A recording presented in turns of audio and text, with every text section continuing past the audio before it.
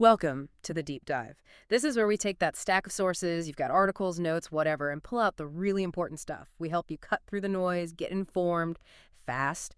And look, if there's one topic moving at like warp speed right now, it's got to be AI. Artificial intelligence. Feels like every day there's a new headline, a new product, maybe a new controversy.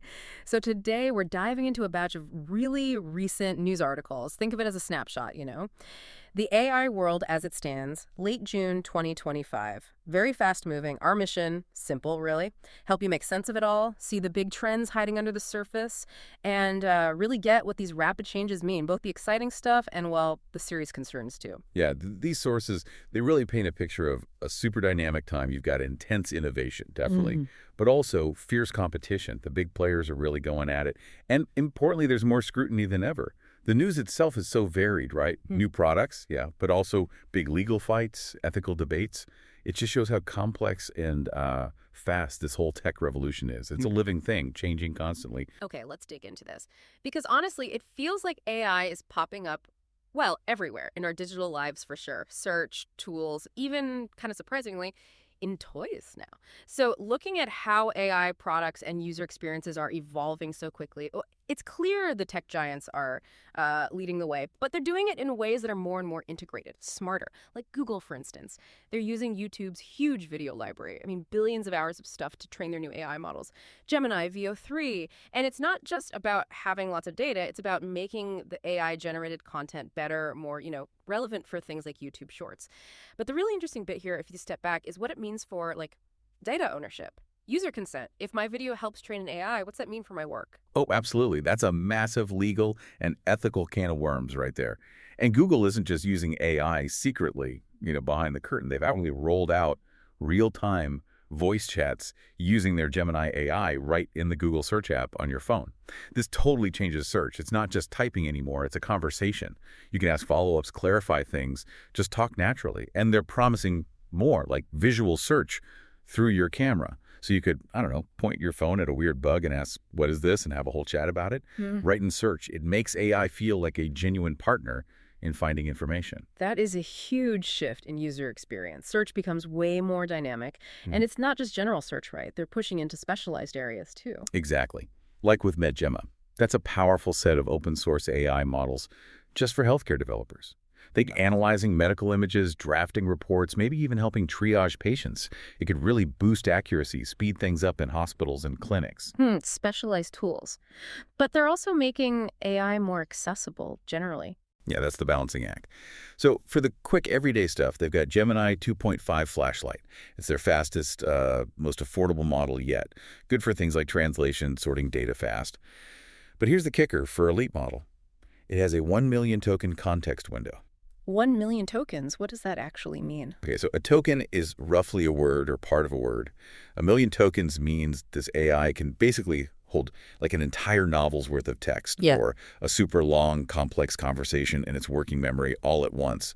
That's huge for processing big documents or keeping track of really long chats without forgetting what you talked about earlier. Wow. Okay, so pushing boundaries on both specialized power and making basic AI faster and smarter. But Google's not alone in this race to integrate AI everywhere, right?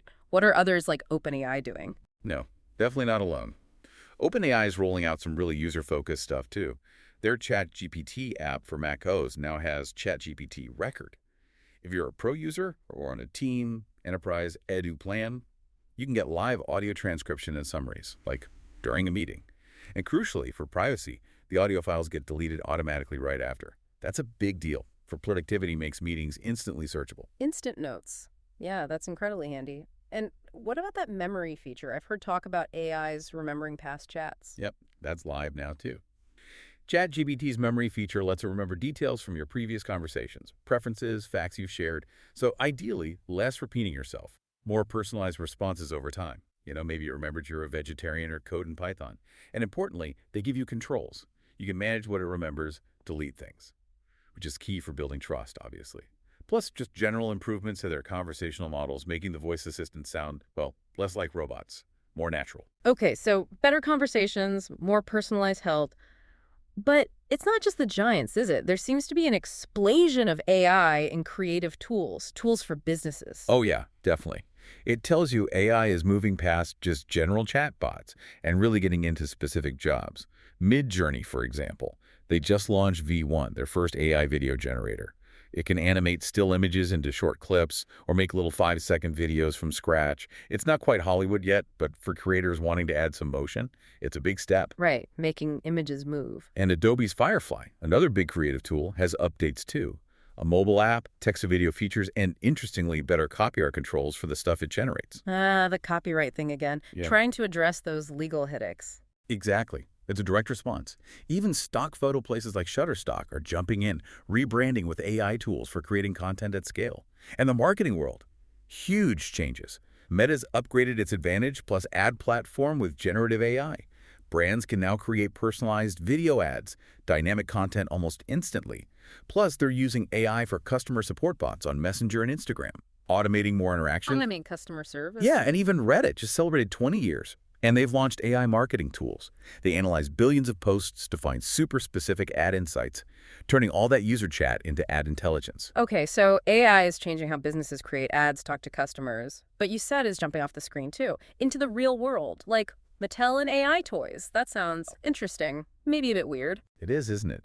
Mattel, yeah, the Barbie and Hot Wheels people, they're partnering with OpenAI. They want to make interactive AI toys, aiming for immersive stories, learning experiences.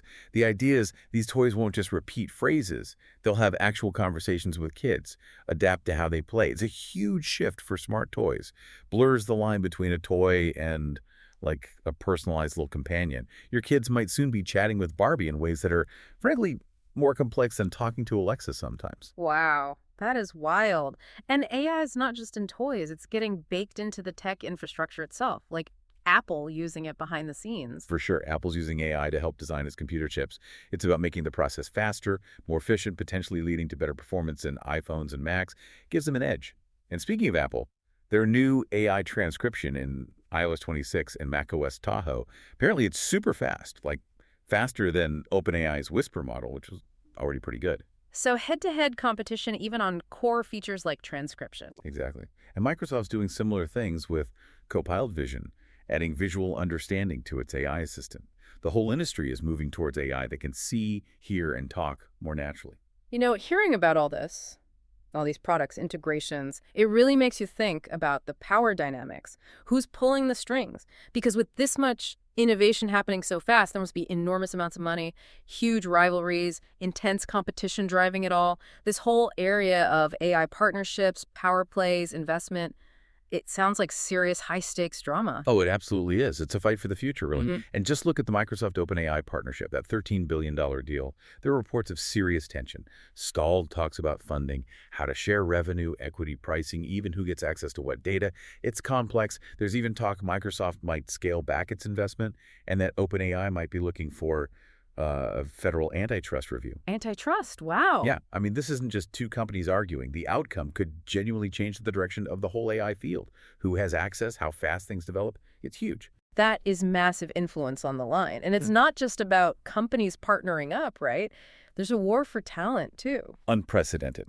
Meta, for instance, has apparently been trying really hard to poach top AI people from OpenAI, offering packages, reportedly, over $100 million. $100 million for one person. That's the report. Now, OpenAI's key people seem to have mostly stayed, but it shows the level of competition. These tech giants are battling to get the smartest minds, the people actually building this future tech. Where these experts choose to work really matters. It's like a brain drain arms race. But despite all this tension, the money keeps pouring in.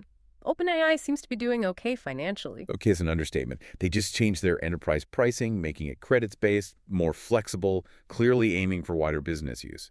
And they announced it would hit $10 billion in annual recurring revenue. $10 billion. That number alone just shows the insane demand for their AI from businesses. Right. And they also just ended their partnership with Scale AI, a company that labels data for training because they're looking for new partners to get even better quality training data. Always pushing for better performance. 10 billion ARR. That's staggering for a company that's still, relatively speaking, quite new in its current form. And it's not just happening in Silicon Valley, right? This is global now. Totally global. Google's AI work, just as one example, apparently added something like $5.9 billion to the UAE's economy this year. Shows how fast this tech is being adopted everywhere. Mm. And investment. Big consulting firms like Guidehouse are planned to invest $1.5 billion just to build AI tools for specific sectors: government, healthcare, finance. Even in areas like blockchain, you've got companies like Units Network raising $10 million for AI-driven stuff to make business processes smoother. The belief in AI's power is everywhere, across every industry. And it's moving beyond just business and the economy, too. Now it's entering national security. That adds a whole other layer of complexity, doesn't it? It really does. OpenAI recently signed two big contracts, $200 million each, with the U.S. Department of Defense. The goal is to build advanced AI systems for national security tasks, things like cyber defense, healthcare analysis for military personnel, sifting through intelligence data. When a leading AI company starts working directly with the military, well, it definitely sparks important ethical debates about using this kind of powerful, fast-evolving tech in defense. It's a critical point where capability meets responsibility. So, okay, we've talked about the amazing tech, the fierce competition, the billions flowing around. But what does it all actually mean for us? Beyond the hype, there are some really serious conversations we need to have about doing this responsibly, the ethics, the safety, the impact on society. Let's get into those crucial questions. One huge issue, as you touched on, is copyright and data. It's a mess. Yeah, it's a massive legal battlefront. Google using YouTube videos for training, that sparks huge debates about consent. Did uploaders agree to that? And if an AI learns from biased or harmful content online, can it end up spreading that misinformation? That's a real risk with models trained on, well, the internet. And the courts are involved now, right? Lots of lawsuits flying around. Oh, yeah. Midjourney is getting sued by Disney and NBC Universal. They claim Midjourney used their copyrighted material without permission for training. That's a big one for AI image generation. And several major news outlets are fighting OpenAI in court. They want to stop OpenAI from deleting the data it used for training because that data is key evidence in their copyright infringement case. So the training data itself is evidence. Exactly. The outcome of that case could set a massive precedent for the whole industry, how AI gets trained and using whose content. It's maybe the central legal and ethical fight right now. And beyond the legal stuff, what about the impact on us, on our thinking, our creativity? I've heard worries that relying too much on AI could make us, well, less original. That's a deep concern, yeah. Some new studies are suggesting that leaning heavily on AI tools might actually reduce original thought, maybe even motivation. It raises questions about the long-term effects on creativity. There was an MIT study specifically looking at tools like ChatGPT. It found that heavy use seemed to reduce critical thinking, even measurable brain activity associated with it. Reduced brain activity, seriously? That's what the study suggested, implying potential long-term risks to our ability to reason independently if we just offload all the thinking. And interestingly, the same MIT researchers found a position bias in large language models, meaning the AI sometimes focuses too much on info at the start or end of a text and might miss important stuff in the middle. Huh. So the AI itself isn't perfect at understanding either. Right. It shows there are limitations in the models themselves, not just in how we use them. And there's another impact we haven't talked much about: the environment. All this AI must use a ton of energy, right? It really does. It's a growing concern.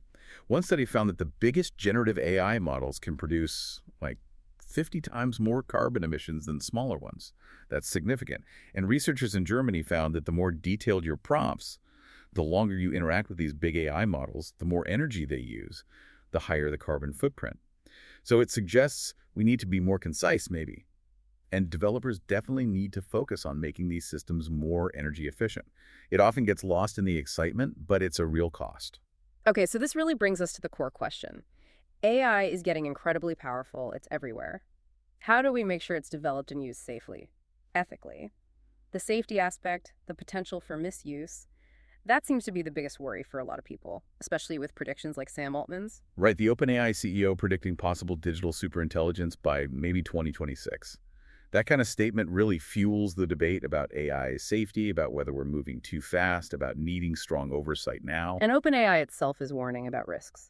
Yeah, which is interesting. They've simultaneously warned that powerful AI could make it easier for bad actors to create things like biological weapons. They're urging quick regulation to prevent that kind of misuse. Biological weapons. That's terrifying. It is. And it's not just future risks. We're seeing misuse already. Meta is currently suing the developer of an app called Crush AI. Apparently, this app was advertised heavily on Facebook and Instagram, and it creates fake nude images of people without their consent using AI. Oh, that's awful. Exactly. Yeah. It shows the immediate, real-world harm AI misuse can cause and the struggle platforms have in controlling it. It really feels like a race between the technology and our ability to manage it responsibly. We can't let the management side fall too far behind. Wow, what a journey through the current AI landscape this has been. We've seen just breathtaking innovation AI weaving itself into search, healthcare, toys, advertising, fundamentally changing things. But we've also clearly seen the other side. The serious ethical questions, the environmental costs, the safety concerns, the potential for misuse. It's undeniable. AI isn't just tech anymore, it's doubly societal. It's affecting work, security, daily life in ways we're still trying to fully understand. So as you navigate all this, as you hear the next AI headline, maybe think beyond just the cool new feature. Consider these critical conversations about responsible development. Ask, what kind of future are we actually building with this powerful technology? And what role do you personally want to play in shaping that? It's a question for all of us, really. Thank you for joining us on this deep dive into the latest whirlwind of AI news. We hope you feel a bit more grounded, maybe a bit more curious. Keep asking questions, keep exploring, and we'll catch you on the next deep dive.